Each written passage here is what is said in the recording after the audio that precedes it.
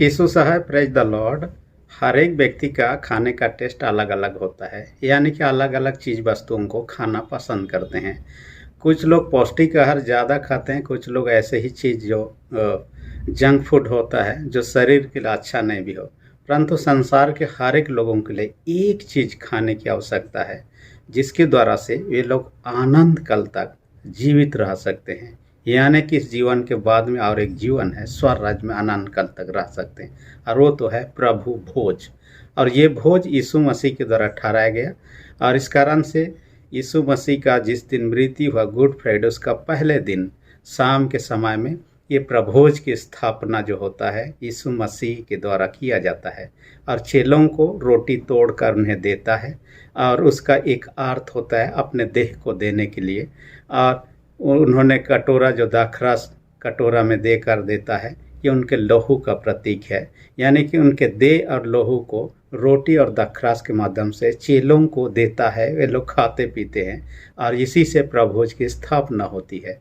और हम प्रभोज की स्थापना के दिन में हैं, तो उन चीज़ों पर गहराई से चर्चा करें जो इससे जुड़ी हुई बातें हैं। हम पहला कोरिन्थ 10:16-17 पद जो इसके लिए लिया गया वचन है, उस आधार पर चर्चा को आगे बढ़ाएंगे। और हम जानते हैं कि यीशु मसीह जहाँ पर भोज की स्थापना किया, ये यरूशलेम था। अपने 2 चेलों को भेजता है, जाइए और फसह का भोज तैयार कीजिए। और वे यरूशलेम जाते हैं। कहा जाता है कि जिनके घर में ये तैयार किया गया था वो मरकुस था। उनके माताजी बहुत धार्मिक परायण महिला थी, और सेवकों के लिए जगह अपने घर में जगह देती थी। और ये उपरौठी कोठरी यानी फर्स्ट फ्लोर में ये खान पान का आयोजन किया गया। साधारणतः जिसके परिवार में जो संपन्न होते थे, अपने रहने के लिए नीचे बनाते थे, और मेहमान या दूसरे लोगों के लिए ये लोग ऊपर ही फर्स्ट फ्लोर में ये लोग रखते थे। और ख़ासकर यरूशलेम तो इसलिए कि लोग पर्व के त्यौहार में जो फसह पर्व हुआ, पेंतिकोस्ट पर्व हुआ, तम्बुओं का पर्व हुआ, दूर दूर से लोग आते थे, उनके लिए रेंट चाहिए होता था, रहने के लिए जगह चाहिए होता था, काफ़ी भीड़ हुआ करता था। इसलिए लोग क्या करते थे, ऐसे जगह बनाते थे और वहाँ पर दिया करते थे। यीशु मसीह भी उनके घर में इसलिए उपरौठी कोठरी के रूप में, वो गेस्ट रूम के रूप में यूज होता था, और गेस्ट रूम उनको ज़रूरत था अपने चेलों के साथ में फसह खाने के लिए, और उन्होंने उस रूम को दिया। और रूम का रेंट के बदौलत अक्सर लोगों से क्या लिया जाता था जानते हैं? पैसों के आकार में नहीं, परंतु जो बलिदान, खासकर फसह पर्व में ये लोग मेमना बलि चढ़ाते थे, और मेमना बलि चढ़ाने के बाद उसका जो चमड़ा हुआ करता था, उस चमड़े को रेंट के आकार में मालिक को दिया करते थे, और अक्सर ऐसा ही होता था।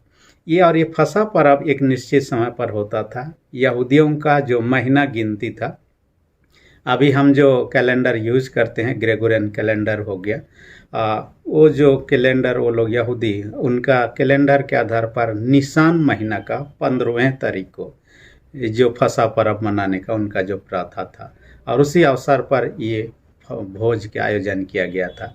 और फसह का बलि मेमना किस समय चढ़ाया जाता था? दोपहर को 3 बजे लगभग, जिस समय काल का दिन में हम चर्चा करेंगे गुड फ्राइडे के अवसर पर, कि यीशु मसीह अपना प्राण त्याग दिया, जिस समय मेमना को बलि चढ़ाना चाहिए, परमेश्वर का मेमना बनकर अपने आप को बलि चढ़ा देता है, और उसका तैयारी किया जाता है। तैयारी करने के बाद उसका खाने का समय होता है सूर्यास्त के बाद में, यानी कि शाम होने के बाद में ही, यानी कह सकते हैं रात के समय में ही खाना था।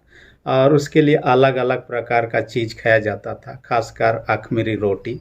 ये लोग खमीर नहीं खाते थे, क्योंकि खमीर पाप का चिन्ह था, और खमीर माने वो पाप नहीं था, वो यीशु का शरीर जो था शुद्ध था, पवित्र था, और उसी को अपने आप के मेरे खातिर उन्होंने क्रूस काट में अपना प्राण त्याग दिया। दूसरा था दाखरस, जो कि यीशु के लहू का प्रतीक के रूप में। तीसरा है कड़वा साग पात, जो था ये मिस्र में उनका दुख दर्द को बयां करता था, और इस तरह से कई चीज़ खाया जाता था। इसके अलावा हम चर्चा करेंगे। मैंने आज का वचन का शीर्षक रख दिया है कि यीशु के साथ सहभागिता, यीशु के साथ सहभागिता, कम्युनियन विथ जीसस। माने यीशु के साथ सहभागिता हम कैसे रख सकते हैं, उसके अनुसार में दो पॉइंट पर हम चर्चा करेंगे। पहला पॉइंट जो कहता है यीशु के देह और लहू को ग्रहण करके, यानी यीशु के साथ सहभागिता हम कैसे रख सकते हैं? यीशु के देह और लहू को ग्रहण करके, क्योंकि रोटी हमने कहा यीशु का देह को इंगित करता है और दाखरस जो है यीशु का लहू को, और इसे खाना पीना आपका मेरे लिए, इसलिए कि यीशु मसीह चेलों को देने से पहले रोटी को तोड़ने का यही अर्थ था, उनका शरीर क्रूस के ऊपर में ऐसा ही तोड़ा जाएगा, यानी कि वो मृत्यु को प्राप्त करेगा, कोड़ों से पीटा जाएगा, कांटों से ये हो जाएगा, कांटियों से ठोका जाएगा, खून खून हो जाएगा। इस प्रकार का हालात जो होगा रोटी तोड़ने को ये दर्शाता है। लहू जो उनके बहाने का है वो दाखरस को दर्शाता है। और हर एक को खाना पीना चाहिए, क्योंकि बाइबल कहता है इसके दशा में पापों की क्षमा मिलती है। पहला यूहन्ना 1:7 कहता है यीशु का लहू हमें सब पापों से शुद्ध करता है कहता है, इसलिए हर एक को खाना पीना चाहिए। बाइबल कहता है यूहन्ना 6:35 में, जो मुझ पर विश्वास, यीशु का कथन, जो मुझ पर विश्वास करता है कभी भूखा नहीं होगा, जो मेरे पास आता है कभी भूखा नहीं, जो मुझ पर विश्वास करता है कभी प्यासा नहीं होगा। इसलिए हम यीशु के पास आना, यीशु पर विश्वास करना हमारे आत्मिक भूख और प्यास को मिटा देता है, साथ ही शारीरिक जीवन की आवश्यकता में पूरी होती है। ऐसा नहीं कि ऐसा बात नहीं। हम लोग जब देखते हैं, कई लोगों का सवाल है, हम जब एक बार पाप से क्षमा प्राप्त कर लिए, फिर बार बार इस देह और लहू को या रोटी और दाखरस को लेने की क्या आवश्यकता है? हमने तो क्षमा प्राप्त हो लिया, शुद्ध हो गए, फिर बार बार क्यों? देखिए, हम डेली नहाते हैं। क्यों नहाते हैं? इसलिए कि हर दिन गंदा हम होते रहते हैं। घरों की साफ सफाई भी हम यदि 5 साल का उम्र में कभी नहाए थे, नहीं नहाए कहने से नहीं होगा, क्योंकि इतना पोल्यूशन बढ़ गया है, गंदगी, कि हमें नहाना की ज़रूरत पड़ता है। हाँ, जो लोग बर्फीला क्षेत्र में हैं वो लोग डेली नहीं नहाते हैं, उनको ज़रूरत भी उतना नहीं होता है, परंतु समय समय पर। परंतु ये दुनिया जैसे है, पाप से भरा हुआ है, पाप का मैला भरा हुआ है, हम में पाप का मैला आना स्वाभाविक है। इसलिए बार बार अपने पापों के लिए पछताव करना चाहिए और इनको खाना चाहिए, क्योंकि इसके माध्यम से क्या कहता है, हम लोग आनंद जीवन को प्राप्त करते हैं। शारीरिक रूप से भी जिंदा रहने के लिए आज कई प्रकार के भोजन को लोग खाने का कोशिश कर रहे हैं। वैज्ञानिक लोग नए नए खोज कर रहे हैं, ऐसे चीज़ों को खाया जाए ताकि मनुष्य हमेशा जिंदा रह सके। मैंने बीते दिन एक रिसर्च पढ़ रहा था, और रिसर्च में एक चीज़ कर रहा है, deep space food challenge competition हुआ था। और ये deep space food challenge competition किसके लिए? मंगल ग्रह में रॉकेट भेजा जाएगा, आदमियों को भेजे जाएंगे, ये तो आप जानते हैं। इसके लिए एक व्यक्ति मुख्य रूप से जोर से काम कर रहा है, वो एलन मस्क और नासा के साथ में मिलकर। और ये लोग कोशिश कर रहे हैं जितना जल्दी हो सके मंगल ग्रह में, जहाँ लोग नहीं रहते हैं, कैसा है क्या है थोड़ा थोड़ा आइडिया है, लेकिन एग्जैक्टली हम नहीं जानते, परंतु लोग जाएंगे, बसेंगे। लेकिन वहाँ जाने के लिए 1-2 दिन 1-2 महीना में तो पहुँचा नहीं जा सकता है, कई महीना साल लग जाता है, कम से कम 6 महीना तो है, उससे ज़्यादा लग सकता है यदि सही समय पर रॉकेट को ना भेजा जाए। तो मंगल ग्रह जो घूमते रहता है, एक समय आता है नज़दीक हालत में रहता है, बाद में दूर हो जाता है। जिस समय नज़दीक हालत में 6 महीना में पहुंचा जा सकता है, तो ऐसा रॉकेट में जाने के क्रम में 6 महीना आदमी क्या खाएगा? ऐसे चीज़ों को बनाए जो कि एक दिन खाए हफ्ता भर खाना ना पड़े, एक दिन खाए महीना भर खाना ना पड़े। इसलिए एक फूड कंपटीशन हुआ था और उसमें कई लोग भाग लिया था, कई लोग सिलेक्शन हुआ। फाइनल में किनका क्या हुआ मैं नहीं जानता, परंतु सेकंड सिलेक्शन तक का मैं देख रहा था, जिसमें इंडिया का एक 16 साल का लड़का भी, जो गाजियाबाद का रहने वाला था, अजय उसका नाम है, लेकिन नासा ने उसका नाम को पाई रख दिया है। हालांकि उनका कोड वर्ड का नाम है, जो भी हो, परंतु उनका जो खाना भोजन तैयार किया है, उन्होंने कहा 4-5 ग्राम आप थोड़ा सा खाएंगे, और उतना खाएंगे तो आप कम से कम दिन भर के लिए आपको भूख ही नहीं लगेगा। इससे और बेहतर हो सकता है कई लोगों के पास आइडिया हो, परंतु इस प्रकार के उनके पास खाने के द्वारा कैसे अधिक समय जीवित रहे। लेकिन जिस भोजन की चर्चा हम कर रहे हैं, प्रभु भोज, यीशु का देह और लहू खाने पीने के द्वारा अनंत काल तक व्यक्ति नहीं मरेगा। और इसका एक उदाहरण हम आदन की वाटिका में देखने पाते। आदन की वाटिका में कई प्रकार के पेड़ पौधे थे, वहाँ बीच में एक था जीवन का वृक्ष था, 2 था भले बुरे ज्ञान का वृक्ष था, जिसको खाने के लिए परमेश्वर ने माना किया था, लेकिन आदम हवा खा लिए। दूसरा था जीवन का वृक्ष। उस वृक्ष का फल को यदि आदम और तोड़ कर खा लेते, कभी नहीं मरते। इस कारण से परमेश्वर ने ऐसा ना हो कि दोनों तोड़ कर खा ले और कभी न मर, उस वृक्ष को ही स्वर्ग को उठा कर ले गया। और वो वृक्ष जो था जीवन का वृक्ष, वो मनुष्य रूप धारण करके इस दुनिया में यीशु के रूप में आता है और हमारे बीच में डेरा किया। वही यीशु मसीह अपना देह और लहू को खाने पीने के लिए अवसर दे रहे हैं। इसलिए कहता है, जो मेरा मांस खाता मेरा लहू पीता अनंत जीवन उसी का कहता है। और जो नहीं खाता है अनंत जीवन नहीं है। मैं नहीं खाता, यूहन्ना 6 उसका 53-54 पद में दे, जो मेरा मांस नहीं खाता मेरा लहू नहीं पीता अनंत जीवन नहीं है कहता है। जो मेरा मांस खाता मेरा लहू अनंत जीवन उसी का है कहता है। 53 और 54 पद में साफ साफ कहता है। इसलिए हम उस अनंत जीवन को प्राप्त करना चाहते हैं, प्रभु की संगति में आना है। और प्रभु के संगति में आने के लिए प्रभु का देह और लहू को ग्रहण करना है, ताकि हमारा पाप क्षमा होंगे, उनके संगति सहभागिता में हम बने रहेंगे। दूसरी विशेष बात जिस पर हम चर्चा करेंगे वो तो कहता है देह और लहू को खाने की विधि। देखिए, ये जो फसह पर्व, जिस अवसर पर यीशु मसीह ने अपना लहू बहाया, कलवरी में अपना प्राण दिया, इसका ऐतिहासिक पृष्ठभूमि हम पुराना नियम में काफ़ी साल पहले देखने पाते हैं। और वो मिस्र देश से जुड़ा हुआ है। आप जानते हैं कि मिस्र देश में जब इसराइल लोग गुलामी थे, आखिरी विपत्ति 10वां विपत्ति होने से पहले उनको कहा गया अपने साथ में क्या कीजिए, एक मेमना लीजिए अपने लोगों के हिसाब से, और उसको मरना है, खाना है, और क्या करना है, उसका जो लहू होगा अपने घर के चौखट पर लगा देना है। वो जो उसी पहला फसह माना जाता है, और उसी को स्मरण करने के उपलक्ष्य में फसह पर्व भी मनाया जाता है, वहाँ से छुटकारा पाने के उपलक्ष्य में। और उस फसह को खाने के लिए, जो पहला फसह मिस्र में हुआ था, कई प्रकार की विधि था। कई बार हाथ धोना था, कई बार कटोरा में से दाखरस पीना था, कई बार प्रार्थना धन्यवाद करना था, फिर खाना था इन चीज़ों को। मैंने कोशिश किया जो मेरा अध्ययन के आधार पर कि किसके बाद कैसा वहाँ खान पान उनका था, रीति विधि, उसको हम कोशिश करेंगे जानने का। पहला जो कहता है, पहला दाखरस का पहला कटोरा पिया जाता था धन्यवाद प्रार्थना के साथ में।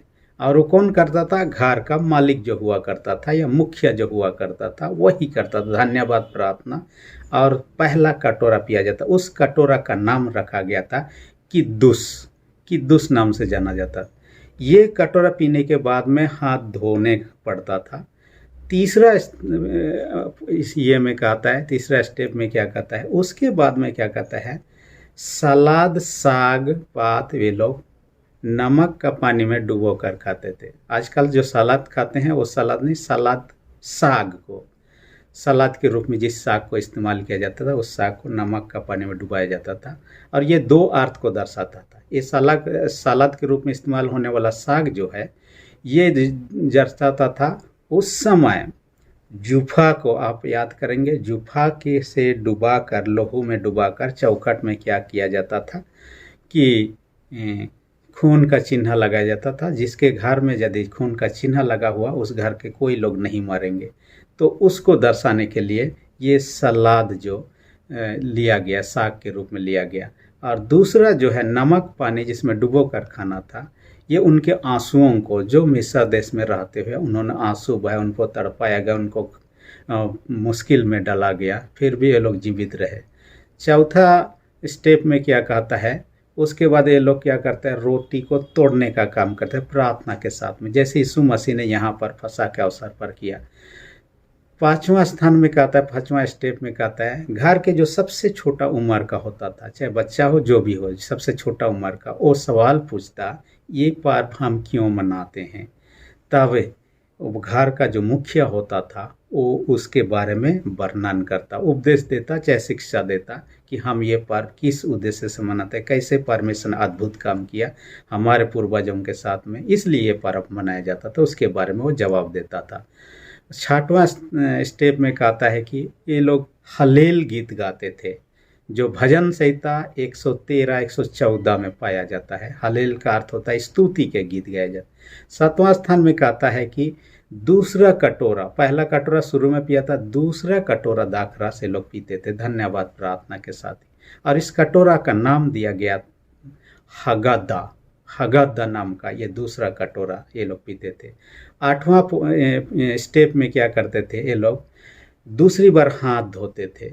उसके बाद में क्या कहते हैं, 9वां स्टेप में क्या करते हैं, 9 नंबर में ये लोग धन्यवाद प्रार्थना फिर से करते। धन्यवाद प्रार्थना करने के बाद 10वां नंबर में ये लोग क्या करते, कड़वा साग पात और अखमीरी रोटी ये दोनों चीज़ खाते थे।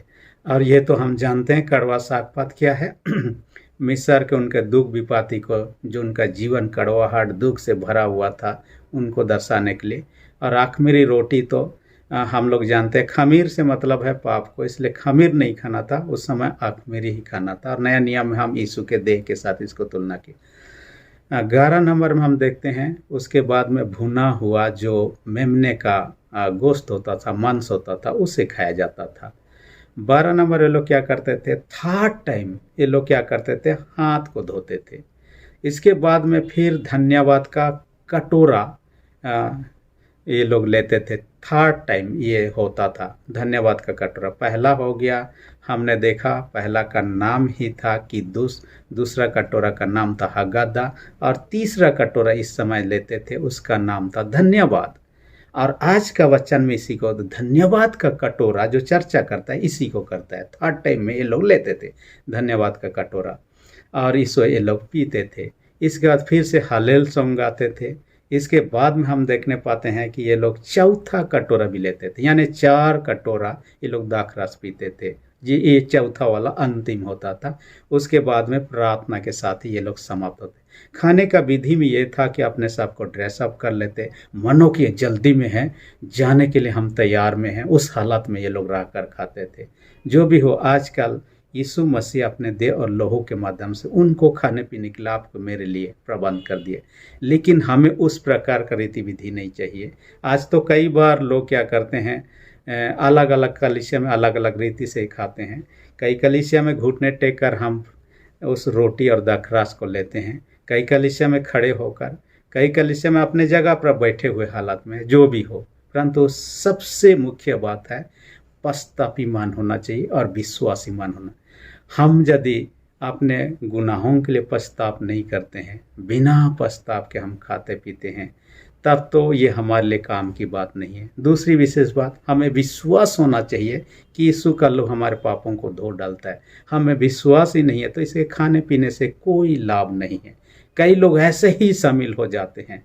इस कारण से देखिए, हम लोग पश्चाताप के निमित्त ही पाप स्वीकार को उच्चारण करते हैं। जो लोग पाप स्वीकार उच्चारण नहीं भी करते हैं, ये लोग शामिल भी नहीं होते हैं, मैंने पाप स्वीकार नहीं किया है।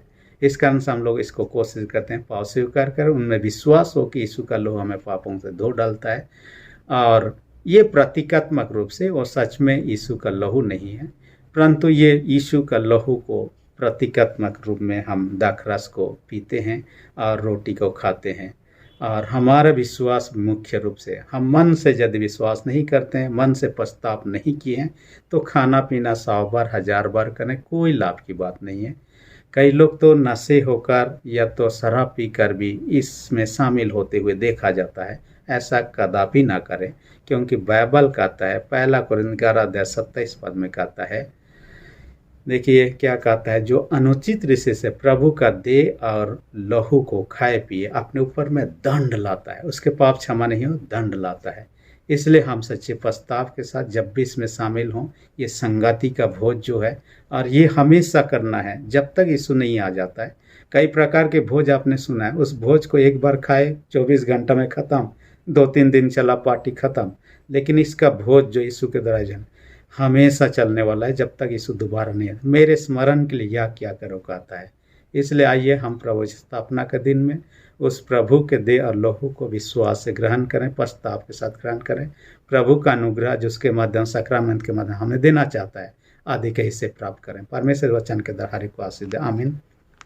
प्रार्थना करें। सेनाओं के जीत पिता धन्यवाद देते, हर एक सुनने वाले छोटे बड़े सबों को अपने स्वर्गीय आशीष से भर दे। जिनके विश्वास, उनके विश्वास को दृढ़ मजबूत कर। जितने रोगी दुखी सबों को तेरे हाथ में रख दे। यीशु के सामर्थ्य और हर एक बीमारी उनको दूर कर दे। प्रार्थना यीशु के नाम से मांगते हैं, आमीन। अब तक यदि आपने मेरे चैनल को सब्सक्राइब नहीं किया, इसी घड़ी रेड बटन को प्रेस करके सब्सक्राइब कर दीजिए, और जो बेल आइकन के उसे प्रेस करके ऑल पर सेट कर दीजिए, ताकि आने वाली वीडियोस का नोटिफिकेशन आपको समय पर मिल सके। धन्यवाद।